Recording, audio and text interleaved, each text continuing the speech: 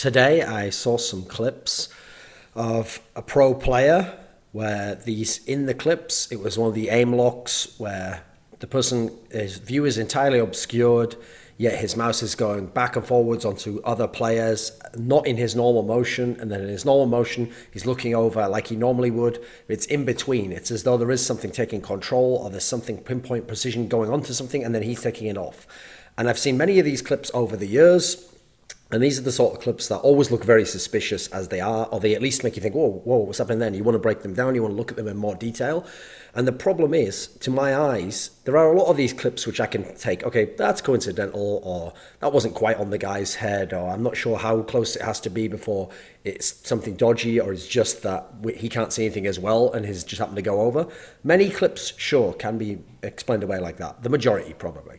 But there are some clips that come up which to me, they're just too suspicious. From the little I know about cheating, they just look so crazy, and to an outsider, to a layman, they just look like, what is going on here? That looks like a professional player on LAN is using cheats. And so in this scenario, I'm not going to name who it is, obviously, but the big problem for me is, when it happens once, I go, okay, benefit of the doubt, maybe, God knows what could happen there, mouse spars, who knows what it could be, okay. But when it's the same player coming up again and again, and there's a couple of players, there's 2 or 3 players in the scene where I just see, it's like every clip that comes my way from these people, there'll be one of these like crazy aim locks, or one of the ones where it's just so inconceivable. And it's like all the explanations that those players give, in the rare occasions they ever even address these topics, or their fans give, or other pros give, or other people in the industry that I talk to about these clips, the explanations they give are always incredibly weak, very, very tenuous, usually as like an alibi, don't even work. Like it applies to this one situation, but you've got another one that looks the same, which maybe the person's moving his mouse in the opposite direction, and suddenly that doesn't account for the way that they described that it was being done. So none of them seem to hold water, and that in itself also raises the suspicion level, because it's like, come on, these people are experts, these are the people doing it. What, they can't come up with a good reason, like a logical way to explain what's happening or what the problem is here that this looks so crazy to us. They just appeal to stupid things like, you're just imagining it, if you could find that in every demo, like not even addressing the specific cases we're talking about. And so the problem is, I can't just keep watching these clips over and over and then thinking to myself, well, it's okay. Someone's taking care of that, right? Leagues are taking care of that. Valve's taking care of that. Because I know they aren't. I know that these people aren't looking at those clips. In fact, most of those people you can go to and they'll tell you the same shit. They won't even look at the clip. If they look at the clip, they've already made up their mind it can't be cheating. They don't want it to be cheating. And therefore, unless essentially the guy was doing that and then he suddenly got vacked in the middle of it, they'll never ever think it's even conceivable that he could be cheating. So they don't look into it. They don't mark that guy down and say, let's look for more clips from this person. Let's see what else he does that's dodgy. Now let's actually start looking at what he's doing with his computer on the LAN and all this. They don't do any of these things. They've just decided it's not cheating, and unless it was literally the most blatant thing ever, it's totally ridiculous, they would never even take it into consideration. And even when occasionally that happens, they can still just always explain, well, it's a luck, it's a one-off. And that's the problem for me, because ultimately, in an ideal world, it shouldn't even be us deciding it. It shouldn't be the leagues deciding it. It should be Valve fixing this sort of thing, right?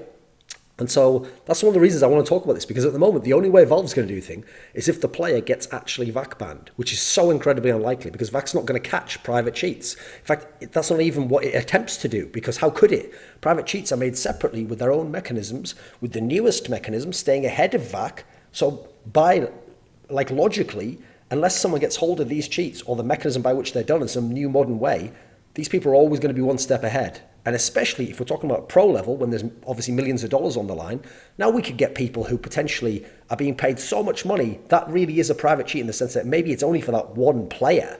So now it's even more difficult to catch that guy, instead of it being one for all the pros. Maybe this is one specific guy who has some coder that works with him.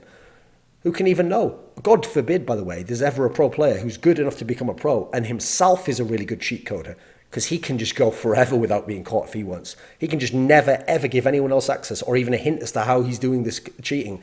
And something as simple as VAC is not going to catch someone like that. So my problem with this whole topic is, even though I've just told you, so suspicious, their explanations don't hold weight, what the fuck's going on here? That's not good enough, because here's the problem. I'm not an expert about cheating in any sense.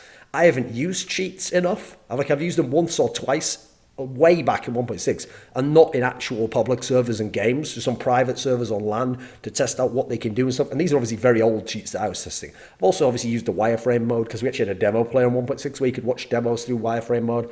So I've done that. And as a result, I've seen lots of what looks suspicious, like wall hacking. But I've never used these modern cheats. I've definitely never used any of these super duper private cheats that we hear hyped up so much. By the way, I think some of those, when I hear some of the stories written about them, I think it's inconceivable that some of them are as good as some people imply. Like some of the things they say they can do is like, come on, man, I'm not even sure that's possible. But certainly some of them sound very advanced. I haven't used any of them. So I don't actually have any first-hand experience of what it would be like to be using the cheat. Therefore, I can't tell, oh, well, that's probably where you did this with the mouse, or that's like a function being activated. I'm just having to look and use the eye test, having to aesthetically judge what I think's going on versus what would normally happen, in my mind at least, what the patterns of a normal player is. I'm just looking for weird glitches in the matrix, right? I don't actually know what's going on in terms of coding.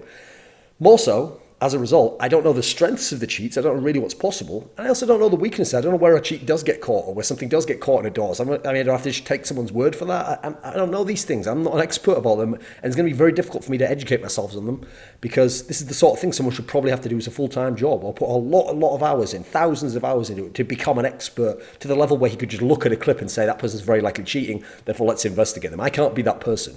Even more so, I don't know fuck all about programming, and I definitely don't know how about implementation. Like even once you coded the cheat, I don't know how you get round the back, how you put this new thing in here, what's even possible. Is it possible to put it in a mouse? You can tell me all the anecdotal stories you want. I don't know these things personally, so it's difficult to know. I'll give you the ultimate example for this, because there's going to be a controversial one, and it's one that, this is why I have a problem with this controversial aspect. So I've watched lots of documentaries and read lots of articles about famous conspiracies. So the moon landings with the Apollo missions, we've got, let me think, JFK assassination, we've got 9/11. And the problem with all these scenarios is too many times you yourself are looking at like pieces of footage or hearing like explanations of something that's like physics, you know, like of how a bullet moves. And then you're expecting that you yourself, if it seems suspicious, have done research and you've come to some conclusion and that's in any way conclusive. I mean, it's not, is it? It's absolutely ridiculous because you're just a layman watching some footage that you don't fully understand yourself. You don't understand the physical principles. You might understand a very basic level from school. And therefore, you're making judgments. Like, as soon as it feels suspicious, you're thinking that's like proof. Oh, that means it definitely was this. And not only that, even if it means it's definitely something suspicious, doesn't mean you can just take the massive jump with no evidence or no evidence that you know holds weight and go, right, well, that means it's this conclusion. It was this person in this way for this reason. And so a classic example for me, because it's the one that really tears people apart, is the whole 9/11 towers falling down. I mean, specifically, you can go with Tower 7. That's the most interesting one because that one didn't have a plane hit it.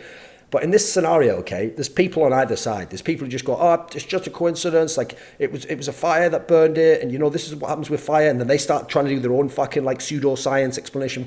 You know, if fire goes like, and then the other people on the other side, they're certain that it was like a conspiracy and it was brought down with demolition. And so a lot of them are layman people as well. And then they go, yeah, but see, look at the way the bombs, and here's another video that looks similar of demolition. Problem in all these scenarios is none of these people are expert engineers, expert builders, or fucking demolitions experts. And since they're none of those three things, they're at the best just using like aesthetic eye test judgments or saying like, oh, these two things seem similar, you know, like very tenuous logic. And so if I wanted to actually have a real sense of what happened in that 9/11 scenario, the people I would want to talk to are demolitions experts who bring down buildings in that particular fashion that they're suggesting it fell in free fall. I'd want to have people who are experts on fires in buildings like these and in the past, and what can it do to it, and how does it affect the structural integrity of the building. And then thirdly, I'd want to talk to people who build these kinds of buildings and ask them what their strengths and weaknesses are, and if they understand from the information you've gotten from the demolition guy and from the fire guy, what would happen here and what would be the sense here. And we're not even asking them to make conclusions, we're just asking them what's possible here, what can really be going on here,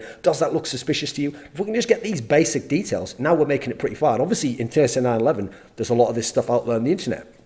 Again, obviously in that scenario, there's not very much official that actually really addresses it, which I guess is kind of the topic in terms of Valve here, because again, we're doing this all third party in CS, right? So, not only that, by the way, but once that person gives his opinion, okay, I can take it as an expert opinion, but then he then also has to be articulate enough to make his explanations, the actual expert that I'm taking his authority here, he has to be articulate enough and reasonable enough in his explanations that I can at least understand the layman's aspect of it and then go, right, I can see how that could make logical sense there. And these are all the areas that you have problems in that area. Well, guess what? We've got the same sort of quagmire with cheats in CSGO because most of the people pushing the agenda that there are cheats are obviously fucking nutbags. Like half of them just message me all the time telling me like, see this cheat here? Your silence will not go unpunished in the future. Like as though I like know the person's cheating and it's some mad fucking Mason conspiracy that we're all like, oh, we all know this player's cheating here and we're all just keeping it quiet because the status quo, man, and we're getting all paid off by the things. So, like the fact that those fucking nutbags have to go that far the other direction almost puts you off it. Like, oh, fuck you. Like, I don't want to be involved with this. But I don't go the other way either. Like, oh, everyone's clean. This is all legit, totally fine. I'll just continually look at all these suspicious, crazy fucking clips and have people tell me like, no, my hand just slipped and went onto the guy's head, then right off, and then I started shooting a different guy. Like, no, that's also utterly ridiculous. And I don't want to just leave it there. Like, well, that looks suspicious. That's all I can do because I'm not going to start witch hunts in these scenarios where, again, I'm not a fucking expert. Why would I ruin someone's life when I don't even have conclusive evidence myself? So here's the issue. It shouldn't be us. It shouldn't be the league people who have to do this. It should be Valve. Now, here's what I think Valve need to do. Step one, they need an expert along the lines of what I said about the demolitions expert, the fire expert, the building engineer. They need someone who is an expert programmer. And then, ideally, an expert programmer specifically in the area of cheats. So that might mean someone who comes from the world of cheats and they're going to vet that this guy isn't full of shit and they're going to work with him and tell him, listen, you can never ever accuse anyone who isn't like totally certain, and we're never going to just accuse people on clips. We're going to look for actual evidence and we're going to try and catch these guys physically doing the cheating. If you could get someone like that from the cheating world, okay, the problem I have with that is so many of those cheaters are pieces of shit, as in the coders. Now, unfortunately, yes, some of them are doing it as like an intellectual exercise. Those aren't ever the ones, unfortunately, who ever come forwards and just do interviews. Guess who does the interviews? People who want attention. People who want to sort of advertise to other pros, like, wink, wink, I know how cheats work and how to evade VAC. You know, these are all people who can't be trusted themselves. So if they go the other way, it comes from someone from the cheating world into Valve, it needs to be like when you have one of those all super hackers who becomes a securities expert. They have to be someone who's legit and they weren't a total piece of shit as it's someone in the cheating world. So personally, I'd probably rather it was some sort of expert programmer who went the other way, just immersed and realised how much money there is involved in this, how important it is to have integrity in the sport, competitive integrity, and immersed himself in the cheating world. And he went around and he started talking to cheating experts, he started testing cheats out, he was testing stuff in Valve in a way that you can't do normally, scanning the globe for who's using these things.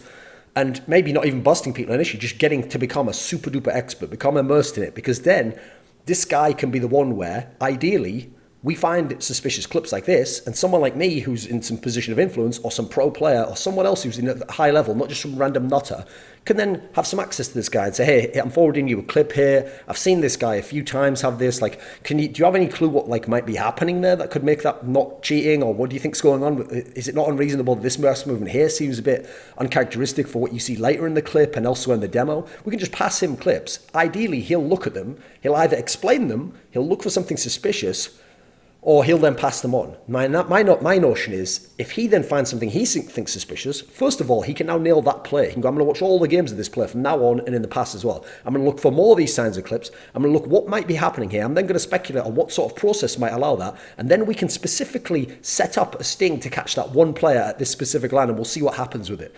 Imagine what a great world that would be. Here's another system we could have. If we want to make it even easier for those guys, to be bothered less by the community, let's have a committee made up of veteran pros. I mean veterans, not like modern day people who are just young players who were super emotional and they're just angry.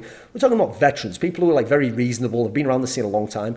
They're going to help us. We're all going to look for clips, maybe some like people who are high up in the industry, people who don't have any skin in the game in terms of pro players, so people like me, others who just want to see these guys get busted if they are cheating.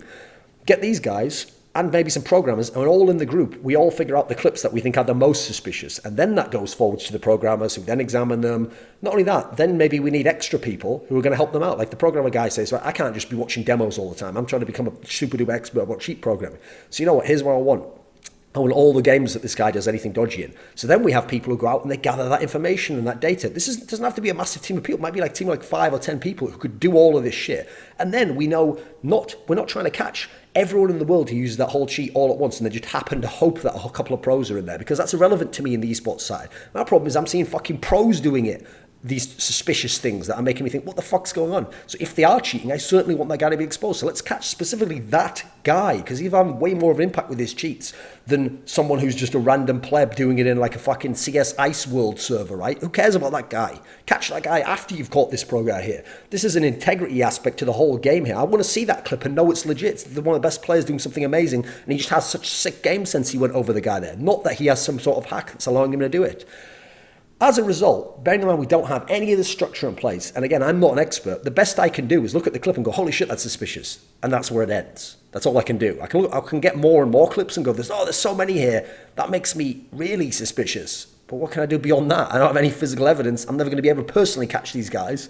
And I still don't know enough on all these areas to be able to make a more of a value judgment than that. Like, I think he is very suspicious, this player. So as a result, much like everyone, these guys are innocent until proven guilty. We have to give them all the benefit of the doubt, which doesn't mean we go benefit of the doubt, so we're never going to look into this again. The more clips are out of someone, the more bad explanations, the more, ideally, where we have this programming team or this expert that we could take this stuff to and he could say, right, I think this is very dodgy.